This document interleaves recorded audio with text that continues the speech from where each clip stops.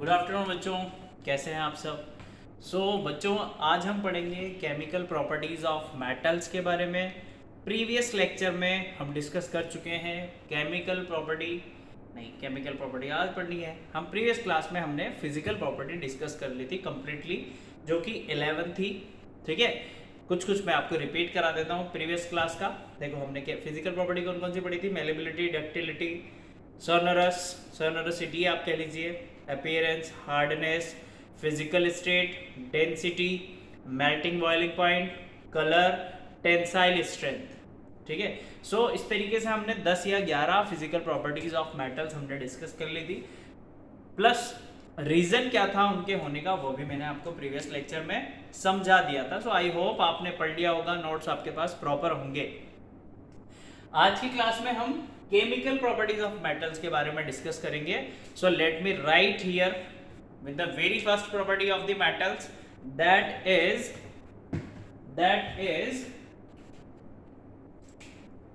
Very first property, reaction of metals with oxygen. समझिए बेटा, देखो, केमिकल प्रॉपर्टी का मतलब कुछ केमिकल से रिएक्ट नहीं करना है, मतलब कि केमिकली कैसे रिएक्ट करेगा। ऐसा केमिकल प्रॉपर्टी का मतलब यह नहीं होता कि मेटल किसी केमिकल में मिला दिया आपने, ये नहीं होता है।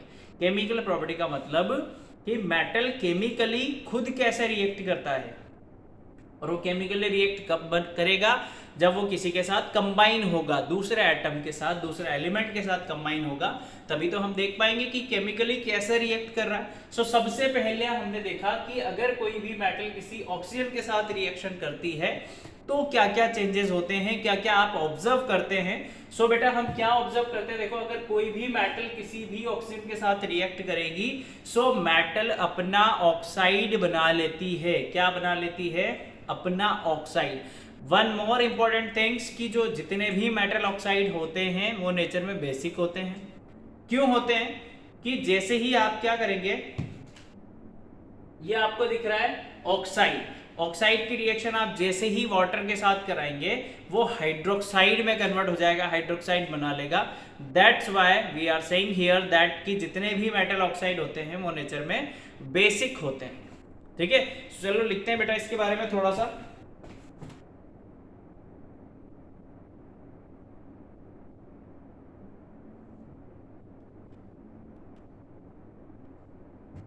ठीक है,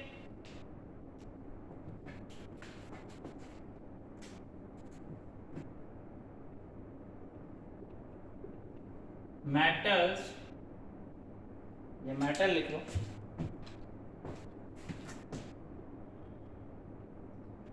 metal reacts with oxygen to form metal oxide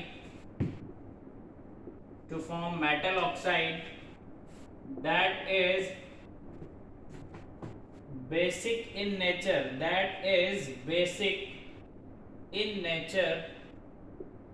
because nature में बेसिक क्यों होती है उसका भी रीजन लिख लेते हैं बेटा। Because it reacts with water to form hydroxide, it reacts with water to form hydroxide, या फिर आप बेस लिख सकते हो ब्रैकेट में, है ना। ब्रैकेट में आप बेस लिख लीजिए, बेसिस। चलो, अब जो हमने लिखा है उसको एक सिंगल लाइन में अगर हमें लिखना हो तो हम क्या लिखेंगे? ध्यान से देखना जरा, हमने क्या लिखा हुआ है कि जब भी कोई मेटल है वो ऑक्सीजन के साथ रिएक्ट करेगी तो क्या बना लेगी बेटा? एरो से ही लगा देता हूं एक बार। क्या बन जाएगा? जब कभी भी मेटल ऑक्सीजन के साथ रिएक्ट करेगी तो क्या बनेगा? देखो जरा क्या बनने वाला है। मेटल जैसे ऑक्सीजन के साथ रिएक्ट करेगी, हमें पता है क्या बन जाएगा? मेटल ऑक्साइड बनाएगा। ये लिखा है हमने। चलो एग्जांपल से समझते हैं बेटा हमने जो लिखा है। कोई सी भी मेटल ले लेते हैं, यहाँ पर ध्यान से समझना, कोई सी भी आप मेटल ले लीजिए। तो मैं क्या करता हूं, मैं यहाँ पर मैग्नीशियम मेटल ले लेते हैं अभी, है ना। मैग्नीशियम मेटल होती है, कैसे पता, क्योंकि इसके आउटर मोस्ट शेल में 3 इलेक्ट्रॉन होते हैं, 2 इलेक्ट्रॉन होते हैं। सो ये इलेक्ट्रॉन डोनेट कर सकती है, तो जो भी इलेक्ट्रॉन डोनेट करता है, इलेक्ट्रॉन डोनेट करता है वो मेटल, ठीक है। तो मैग्नीशियम के रिएक्शन मैंने किससे करा दी, ऑक्सीजन के साथ। ऑक्सीजन पाया जाता है O2 की स्टेट में बेटा। सो हमने क्या देखा कि जब भी कोई मेटल किसी ऑक्सीजन के साथ रिएक्ट करती है, सो हमेशा मेटल ऑक्साइड फॉर्म होता है। क्या, मेटल ऑक्साइड। अच्छा, केमिकल फॉर्मूला बनाना सिखा देता हूं। देखो यहाँ पर तो O2 था, यहाँ पर सिर्फ Mg लिख रखा है। सर आपने ऐसा क्यों, क्योंकि बेटा O2 की वैलेंसी Mg के नीचे आ जाती है, Mg की वैलेंसी O2 के नीचे आ जाती है, तो दोनों की वैलेंसी सेम होने की वजह से हम यहाँ पर सिर्फ MgO लिखते हैं। That is magnesium oxide. The formula of the magnesium oxide is MgO. इतनी बात समझ में आ गई आपको कि फर्स्ट स्टेप में हमने यही लिखा है कि जब भी कोई मेटल ऑक्सीजन के साथ रिएक्ट करेगी तो मेटल ऑक्साइड फॉर्म होगा ही होगा। वन मोर थिंग मैंने आपको बताया कि जब कभी भी ऐसा होता है तो जितना भी ऑक्साइड फॉर्म होता है वो नेचर में बेसिक होता है। कैसे होता है जरा देखो, ये फर्स्ट स्टेप है। सेकेंड स्टेप में क्या होगा, इस ऑक्साइड को जब आप वाटर के साथ रिएक्ट कराएंगे तो डेफिनेटली हमेशा क्या फॉर्म होगा, मैग्नीशियम हाइड्रोक्साइड, यानी उसका हाइड्रोक्साइड फॉर्म हो जाएगा, दैट इज बेस। ये क्या है, बेस, ठीक है। यही हमने फर्स्ट प्रॉपर्टी में पढ़ा है। चलो आओ बच्चों सेकंड प्रॉपर्टी पढ़ते हैं। ध्यान से देखना, ध्यान से समझते हुए चलना। सेकंड प्रॉपर्टी देखते हैं, एक बार चेक कर लेता हूं कहां तक दिख रहा है।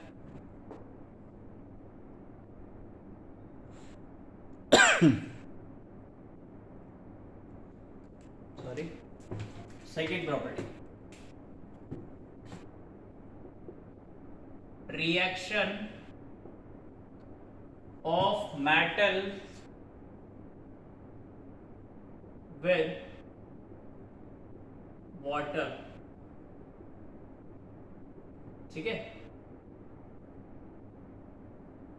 कि अगर कोई मेटल पानी के साथ रिएक्ट कर रही है तो क्या क्या ऑब्जर्वेशन आप करेंगे। सो बेटा पानी देखो ठंडा भी होता है, गर्म भी होता है, स्टीम भी होती है। मेटल्स की अगर हम बात करें, कुछ मेटल्स बहुत ज़्यादा रिएक्टिव होती हैं, जैसे मैंने आपको बताया था सोडियम पोटेशियम, जिसे हम केरोसिन में डिप करके रखते हैं। कुछ मेटल मॉडरेटली रिएक्टिव होती हैं, है ना, जो ना तो बहुत ज़्यादा होती है ना बहुत कम होती है, मीडियम साइज की रिएक्टिव होती हैं। और कुछ मेटल्स ऐसी होती हैं जो बहुत ज़्यादा लो रिएक्टिव होती हैं। तो जो बहुत ज़्यादा रिएक्टिव, उसे आप ठंडे पानी से रिएक्ट कराओ, गर्म पानी से रिएक्ट कराओ, स्टीम से रिएक्ट कराओ, सबके साथ रिएक्ट कर जाएगी। मॉडरेट रिएक्टिव जो मेटल्स होती हैं वो कोल्ड वाटर के साथ रिएक्ट नहीं कर पाती हैं। Are you getting my point? वो हॉट वाटर के साथ रिएक्ट करती हैं।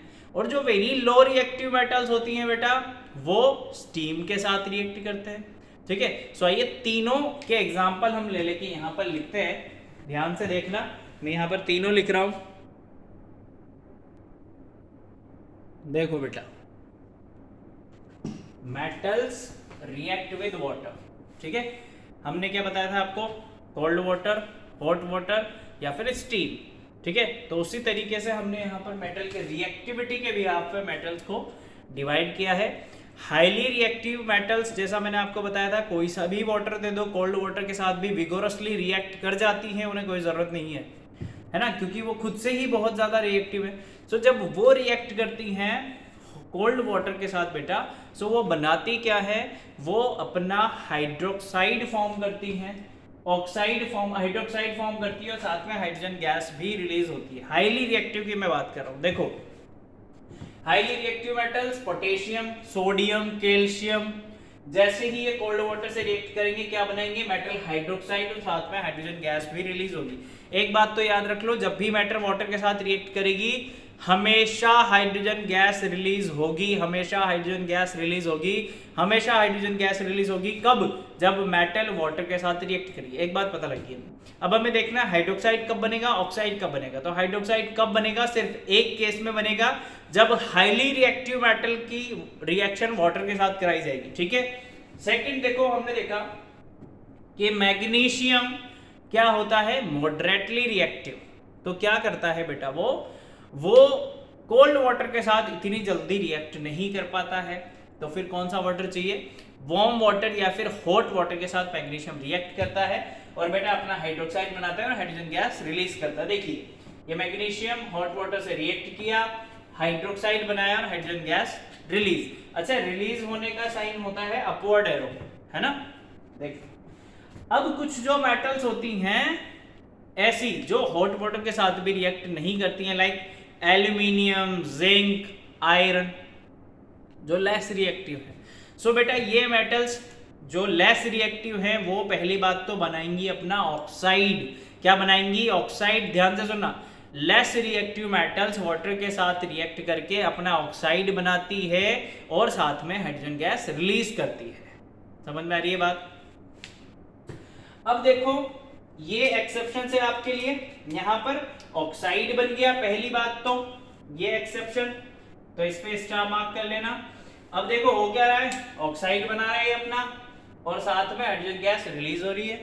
एक और एक्सेप्शंस कि ऑक्साइड भी बन रहा है पर वेरी स्लोली जब हम क्या करेंगे, आयरन को स्टीम पास कराएंगे स्लोली, तो ये भी एक्सेप्शन, स्लोली जैसे ही हम आयरन को स्टीम पास कराएंगे तो वो अपना ऑक्साइड बनाएगा और हाइड्रोजन गैस रिलीज करेगा। सो जितनी भी मेटल्स हैं उनकी रिएक्टिविटी के बिहाफ पे हमने सेकंड केमिकल प्रॉपर्टी कंप्लीट कर लिया था।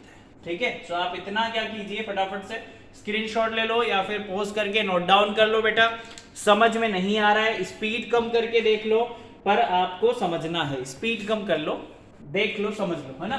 थर्ड हम यहां पर डिस्कस करने वाले chemical reaction, third reactivity, third property जो है क्या है,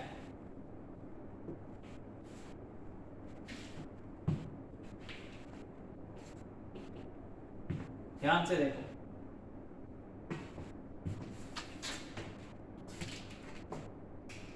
थर्ड केमिकल प्रॉपर्टी,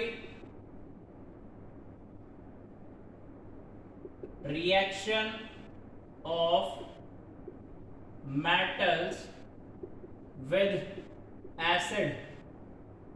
एसिड्स में अगर मेटल रिएक्ट करेंगी तो क्या होगा, देखो जरा, जब भी कभी भी एसिड से रिएक्शन होगी बेटा तो हमेशा एक बात याद रखना, हाइड्रोजन गैस निकलेगी। एक बात ध्यान रखना, हमेशा हाइड्रोजन गैस रिलीज होगी। मैं अब लैंग्वेज नहीं लिख के ऐसे सिंपल से लिख रहा हूं, देखना।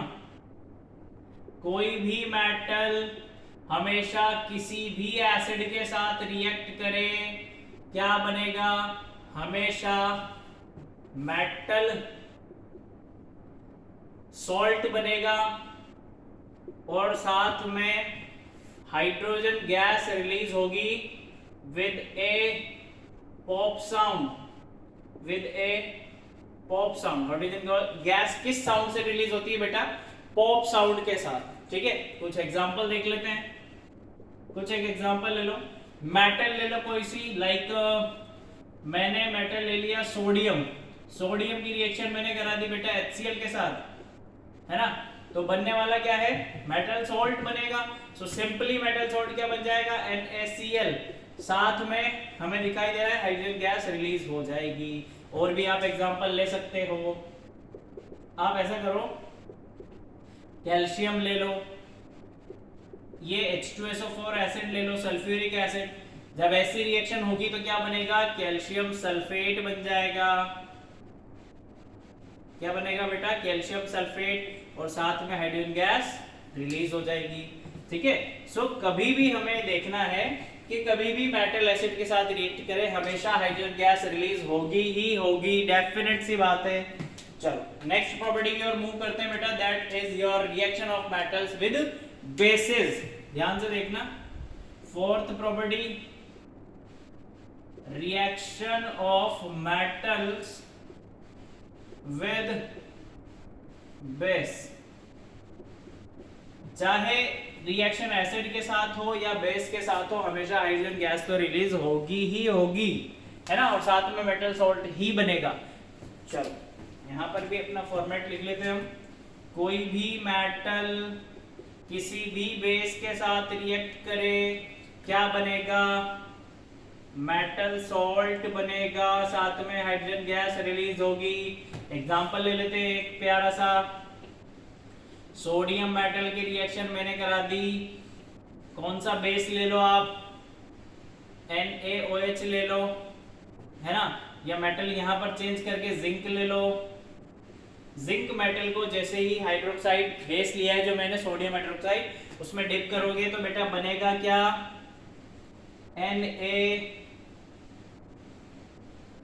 NaZnO2 प्लस हाइड्रोजन गैस यहां पर रिलीज हो जाएगी।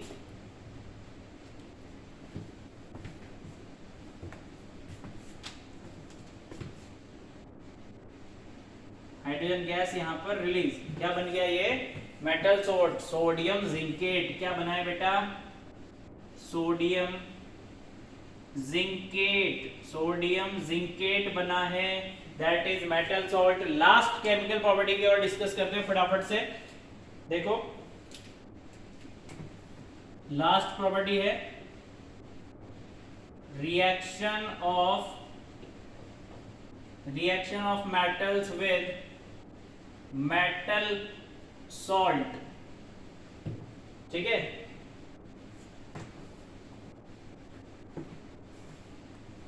कोई मेटल किसी मेटल सॉल्ट के साथ रिएक्ट करेगी तो होगा क्या, देखो देखो, जो ज्यादा रिएक्टिव होगी वो मेटल सॉल्ट में से कम रिएक्टिव को डिस्प्लेस कर देगी, इतना सा होगा सिर्फ, और कुछ नहीं होने वाला है बेटा। देखो जरा भाई, मैंने आपको बोला when more reactive metal displace less reactive metal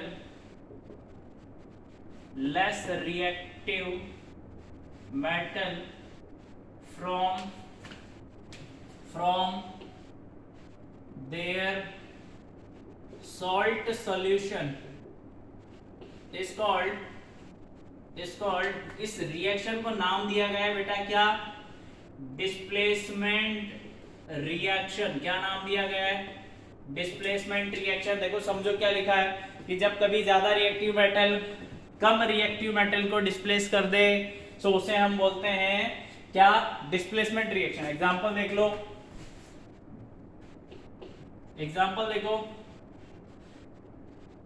copper sulphate मेरे पास सॉल्ट है, कॉपर सल्फेट मैंने इसमें जिंक मेटल डिप की। जैसे ही मैं जिंक मेटल डिप करूंगा बेटा, ध्यान से देखो, जिंक की रिएक्टिविटी कॉपर से ज्यादा होती है, तो जिंक क्या करेगी, कॉपर को डिस्प्लेस कर देगी। जिंक मेटल कॉपर को डिस्प्लेस कर देगी और अपना सॉल्ट बना लेगी, ZnSO4 प्लस Cu को बोल दिया कि आप जाओ। ये लिखा है हमने सॉल्ट सॉल्यूशन कि more reactive metal less reactive metal को डिस्प्लेस कर देती है। ऐसे रिएक्शंस को हम बोलते हैं मेटल डिस्प्लेसमेंट रिएक्शन। समझ में आ गई बात।